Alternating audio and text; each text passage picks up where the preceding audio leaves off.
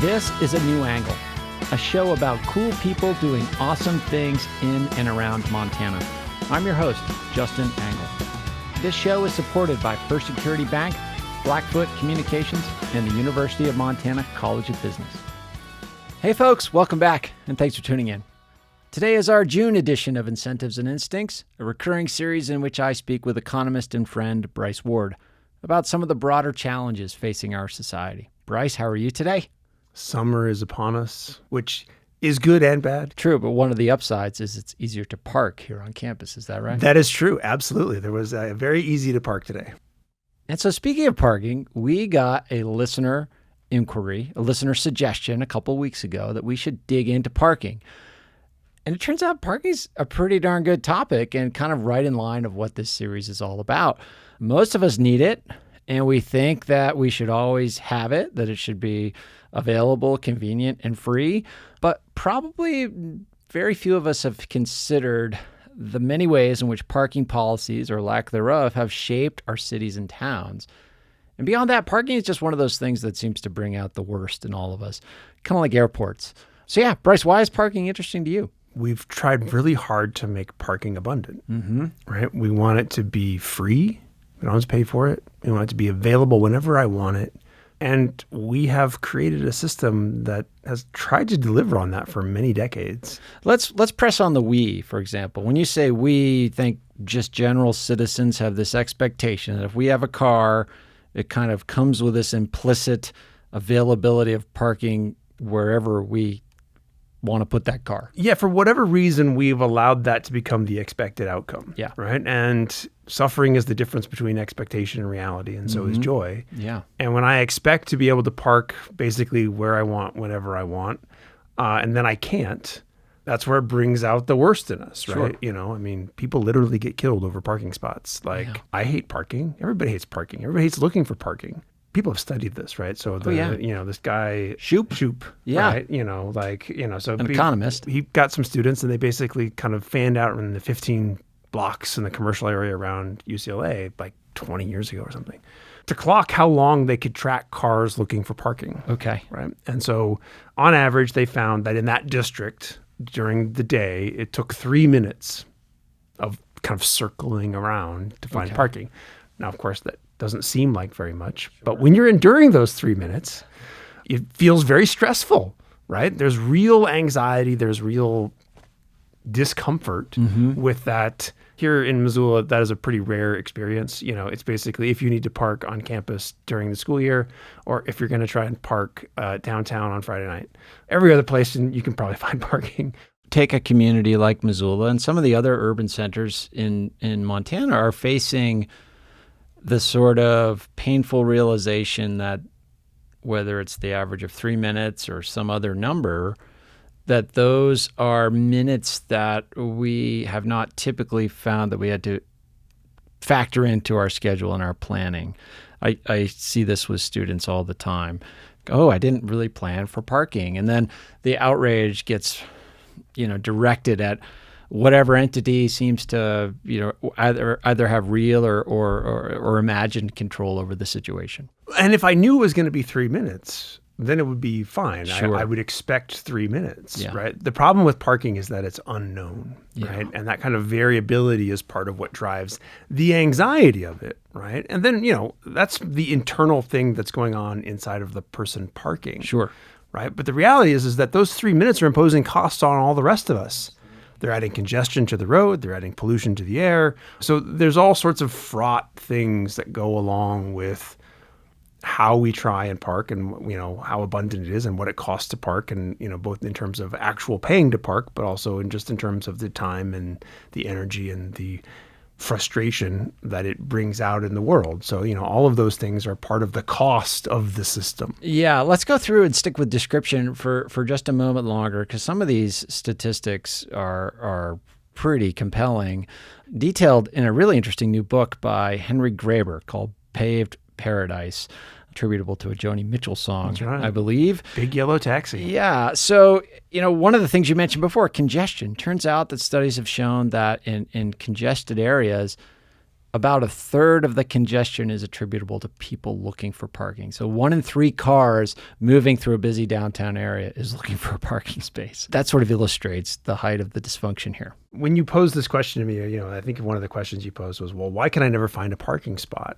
Yeah. And the reality is that you can find a parking spot. You just can't find it when you want to, because you, like everybody else, is looking for parking to do the same things at the same time. Right. But, at any given time in the country, something like 80% of parking spots are empty. 80% of somewhere between 1 and 2 billion spots. Yeah. There's lots of parking available. Yeah. It's just the question of, is it available when and where you want it? Sure. And that's the problem. Because parking isn't very fungible, like when it's not being used for parking, it's difficult to turn a parking spot into something else. The vision was back in the 50s, or maybe even before, was to try and create so much ample parking that, you could always find a spot because people were in their cars and you wanted to be able to make sure that they could get where they want, particularly if you were a business.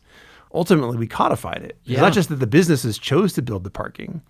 The municipality said, if you're building this particular size building for this particular use, thou shalt have this amount of parking. So it is in the code, right? If you are opening a restaurant, the code in almost any municipality will say this is how many parking spots per, whether it's square feet or number of tables or number your building capacity, but there is a relationship between the size of the business you are opening and the number of parking spots that you have to provide. And it's not just business. Yeah. For the house, you have to have parking. Right. This is what the system has wrought, right? This is a knock-on consequence of making cars abundant. Yeah. Because obviously, parking by itself is not desirable. It is a means to the end. Parking is about getting to where I want to go. If getting where I want to go requires me to have a car, well, then parking has to be there as well, or at least I expect it to be there. And so, it all kind of goes together. But, it's not like, I'm guessing if we assembled a random sample of Americans and we said, okay, we're starting over. We know there's some big cities going to grow here because of whatever economic reason, and we're going to plan it out. You mean like Las Vegas? We decide we're going to have a city in the middle of a desert. We're going to start anew. We're going to start anew. I don't think what would come out of any reasonable discussion would be a system that looks like the one that we have embedded, particularly given what we know now. Basically, you're insinuating or stating that if you looked at any urban area, the number of cars occupying the sides of streets, it just seems, if we were starting from scratch, that would just be an absurd proposition. I just think that if we were designing things from scratch today, we would do it differently. And in part, we would do it because we have some technology we didn't have to make more efficient use of whatever spaces we wanted to create. But I think the reality is that if you're just saying, well, yeah, most of the time, most of the spots are empty. And, frequently, even many of the spots in high demand places are empty. Right. Right? Like on campus, there are reserved spots. And, if you go downtown Missoula, frequently there are parts of lots and, whatever, it's Friday night. But you can tell this is probably a spot for somebody who's there during the day. Sure. And yet it still has a sign saying that you can't park there. You can't park here. Reserved for some law office or a bank or whatever that is closed. Right. There's just this lack of imagination about how do we share, how do we figure out the right number of spaces. Yeah. How do we price it accordingly?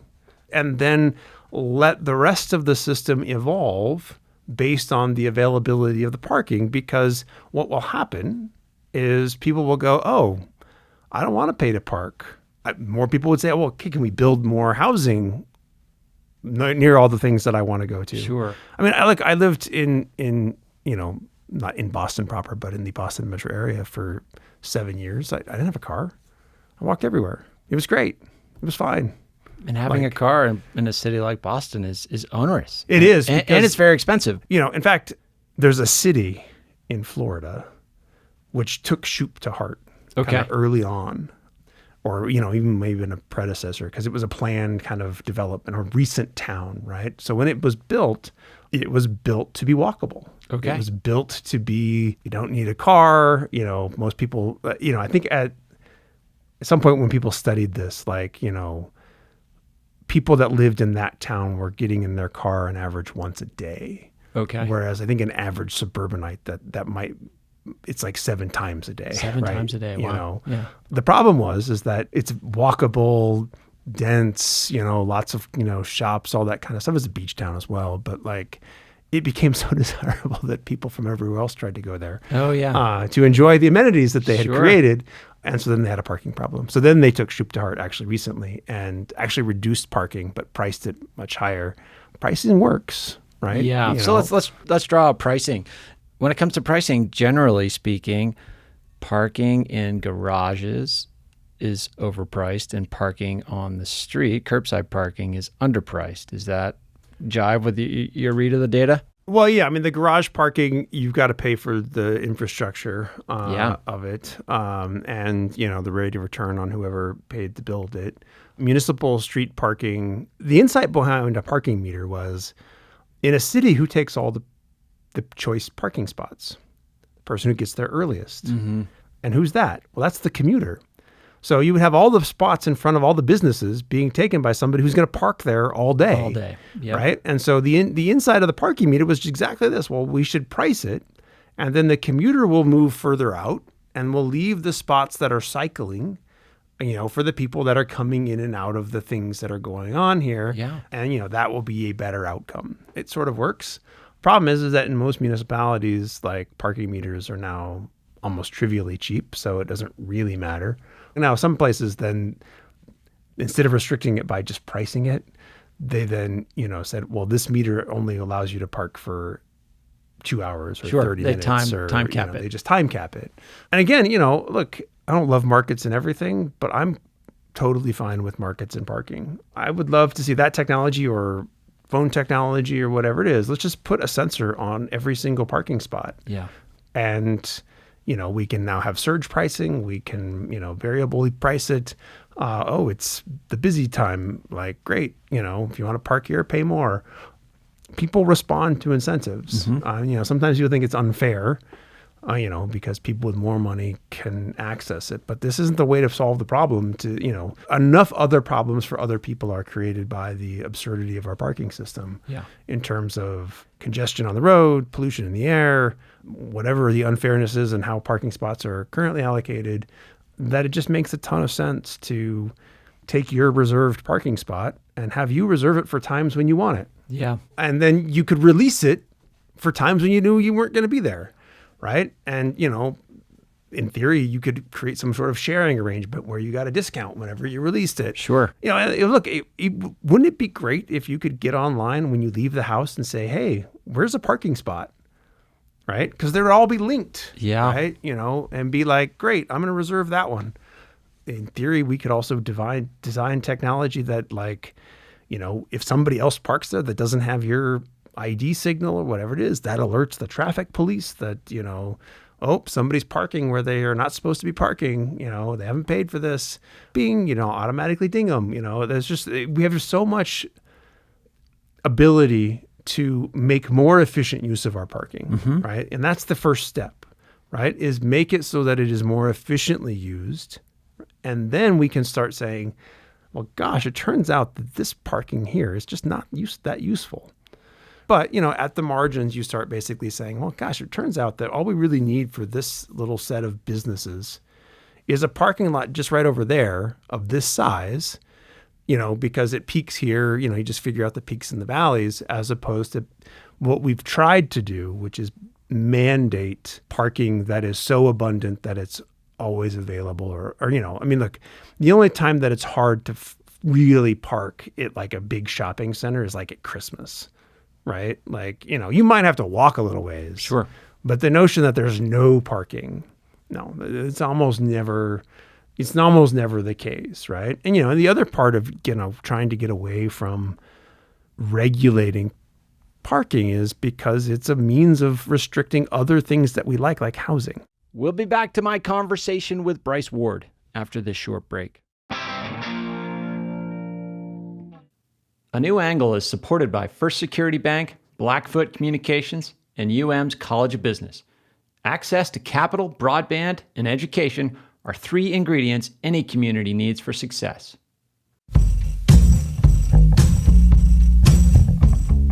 Hey folks, on August 11th, A New Angle and The Right Question are teaming up for our first live event at the Wilma Theater. Justin and I will be helping the legendary David James Duncan launch his new novel, Son House, a book 16 years in the making. Lauren and I will chat with David. David will read, and renowned singer-songwriter Jeffrey Foucault will illustrate Son House in music.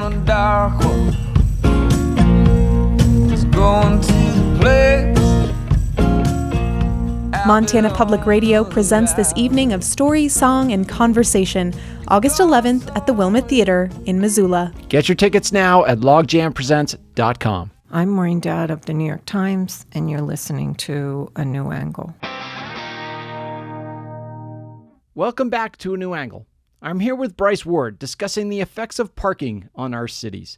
We have a lot of means at our disposal to make the current system operate better, right? To create better outcomes for people, to create more fair pricing, etc., more efficiencies. But that's within the current system. The current system as it is designed, however, still is designed to provide, it's designed around the expectation of parking. And because we have that expectation, it crowds out other things, housing being one of those things. In many places, it is a requirement that you have a certain number of parking spots per housing unit. Yeah. And as such, it's a way of people restricting who lives in the neighborhood. Yeah. Right? It is a weapon that you can use to file a lawsuit to say, I don't want affordable housing in my neighborhood. I don't want those people to live here. Yeah, so it's sort of a weapon or it's code for a form of class warfare, if you will. And it's just a means to make it so that housing is scarce and parking is abundant. And, and then it makes it easier to own a car. It makes it easier than to, build a system that's entirely predicated around driving, and as we talked about the last 2 months, driving is the source of at least a large portion of our excess deaths in the United States, right? I think I saw a paper recently on just how good living in a walkable neighborhood is for your health. Oh, interesting. Not surprising that when you live someplace where you walk a lot, you're just getting your exercise without having to basically make it an exercise, right? It's like, well, I have to walk to here and I walk to there, and getting those 10,000 steps or whatever it is you're trying to get to, it just happens, right? Lots of people like space. It's not to say that we want to say nobody can have a car and nobody can live in a low density suburb, right? But to the extent that we have intentionally regulated density out of the world, let people figure out what they want. And if people want to live in dense walkable areas, it should be easier to provide that. I want to kind of ground this a little bit more in the Montana experience. A lot of these studies, a lot of the policies that are described often are constructed in dense urban environments, Los Angeles, New York. The urban centers in Montana are kind of experiencing a form of growth where, my sense is that they're transitioning from a feeling that parking was, available, convenient, and free whenever it was most commonly needed to, oh, wait, it's now a scarce resource that I have to think about. I have to build in. I have to, I hear people saying, I'm not going to go do that thing because there's no parking available. So there is some sort of a growth factor in cities like Missoula and other places around Montana that, it sort of transitions into a zone where we have to think more carefully about how we create regulations around parking, but then how we then price it, and then do we bring in the technology and the other solutions that you proposed before? But like how given that changing so many of the underlying structures and assumptions of how our cities work would be very difficult, how do we, in a place like Missoula or Billings or Bozeman, places that are growing, how do we calibrate our policies better? I think it's all the same stuff. The reality is just, look, parking is relatively abundant here. The most annoyed I get is like, oh, it's -10. Yeah. And, I have to now walk like 2 blocks, right? Whereas right now, if I'm trying to go pick something up downtown and it's like, oh, I got to walk a block. Who cares? But, look, the reality is that, even there are points of parking congestion, even in the communities in Montana. There are times, peak times of day, peak times of the year, days of the week, that could benefit from more efficient use of space. And to the extent that we're still imposing parking minimums. Now, why do we have parking minimums, right? So part of the reason why we have parking minimums is because of free rider problems, right? Which is, well, I'm a store and I built a bunch of parking thinking that this was going to be the thing that I was going to make sure that my customers had parking. And then all of a sudden, these people that want to go to the place across the street or next door, well, they see my empty parking lot and they choose to park there. And then, my customers can't park here, and it's a big hassle to enforce whether or not you went where and all that kind of stuff. Again, that's where technology can be useful, right? Like it can, if you had a private lot, then now you could tie it to your phone coming from your car and into the store.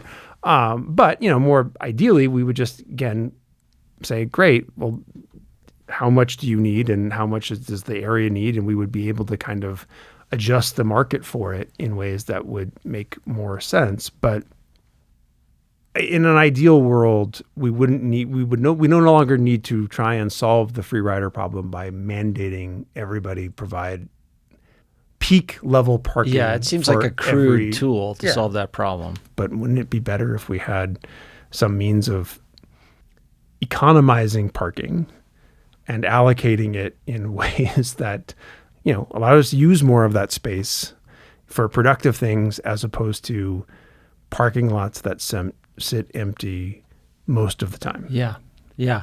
Seems like an area where we either need to more fully embrace a market-driven system or create better policy. But this sort of hybrid reality that we have is not so functional. Well, and a reality that is still largely built around, the policies and the mindset they're really from kind of early days of the automobile.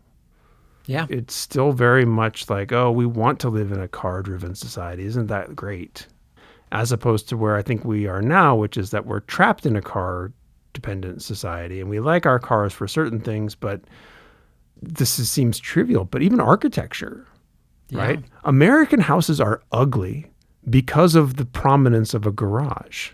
And they are antisocial because they are built to make the garage, because that's what faces the street. Sure. The thing that is most prominent on the street, and particularly in places like Montana where, not only are garages prominent, but garages are frequently 3-car. Yeah. If that's what people want, there should be communities for that. Sure. But to the extent that at least some of this is regulatory, right? Well, I have to provide off-street parking. That's a requirement. Like, I cannot build the house. I cannot do whatever to this house. Yeah, if that is part of the rules, you got to do it. And that has those consequences. Then, it's got to be off street. So it's got to be able to get to the street. And, look, there are elegant solutions and alleys and all that kind of stuff, but they're hard to pull off and for a lot of reasons, right? So what happens? Well, the easiest thing is I just pull right off the street, right into my driveway, and there's my garage or whatever it is. And now it's taking, a big portion of whatever house that I'm dealing with. And that means that now my house has got to be set back. I can't have a big front porch that's just, we're all on our front porches talking to each other, which you see in old neighborhoods, right? Why do people like Europe? It's not because they want to go look at stained glass in churches. That's a controversial claim, Bryce. Right? Like honestly, when I think about what is it I like about Europe, a lot of times it's just, I like the density, right? I like the fact that there's just this energy and, we're going to go sit in the piazza and, I don't drink coffee, but in theory, drink coffee. You just kind of walk places and, everybody in Europe drives a moped. That's how they get around because, they don't have space to, it's a smart car or a moped. You're walking around like old town Lisbon or, the old parts of Rome. You don't see big cars except for in places where they've kind of carved out stuff, right? People drive tiny little cars and they drive mopeds or motorcycles. that was the scarce resource, space. Whereas here in Montana and, most of North America, space was not the scarce resource, and we're sort of living with the consequences. That's not to say I think you and I would agree that we don't want Montana to become Europe. However, I think that some of our cities could be more European in their design and maybe have a consequence of preserving more of Montana to be the way a lot of us like it. Yeah, we should. The last thing I want is people not making trips downtown because they can't park, right? Yeah. I mean, I want you congregating with other humans. I want you in social spaces and spaces where you bump into other people. I want you to come downtown.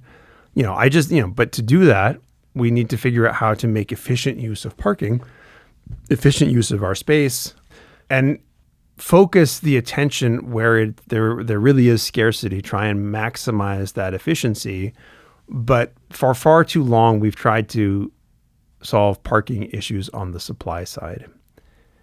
There is room for demand side policy. There's room for things to change how we approach the spaces, to change how we live and how we, cross space so that, to the extent that people, I'm not saying that we want to ban parking. I'm saying that it should be less of a regulatory choice requirement because we frequently focus just on that, those unpleasant 3 minutes of searching for a parking spot. We lose sight of the full big picture. Yeah. We lose sight of the trade-offs that we're dealing with in terms of all the rest of our lives.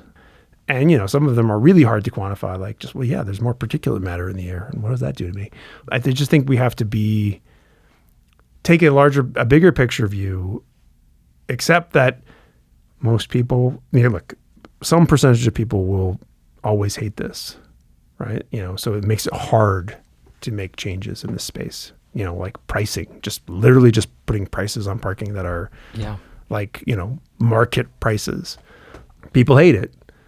But my guess is that this is the kind of thing that people actually would adjust to pretty quickly, like the vast majority. And so letting the vocal minority and then the rest of us who are kind of squeamish about it, and that comes from the fact that we just don't appreciate all of the other stuff that's on the other side. Maybe you would have better access to parking when you wanted it, right? If we were doing it more efficiently and we were developing principles around game days and soccer tournaments or wherever it is that, you have real parking congestion, if we had better systems, both technologically, but also just better incentives, I'm guessing we would be like, gosh, this is just better, right? There's some times that it annoys me, but if you kind of say, well, look, if we just aggregated up all the benefits, my guess is that we would end up someplace that is better than where we are now, which is, kind of this ad hoc, frustrating system, which is super inefficient. Well, that seems like a good place to park it.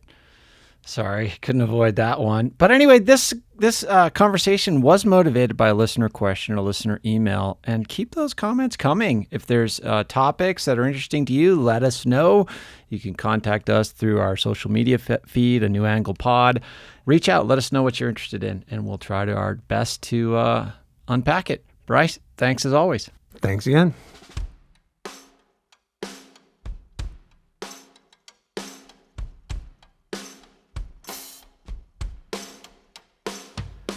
Thanks for listening to A New Angle. We really appreciate it. And we're coming to you from Studio 49, a generous gift from UM alums Michelle and Lauren Hansen. A New Angle is presented by First Security Bank, Blackfoot Communications, and the University of Montana College of Business. With additional support from Consolidated Electrical Distributors, Drum Coffee, and Montana Public Radio. Keely Larson is our producer.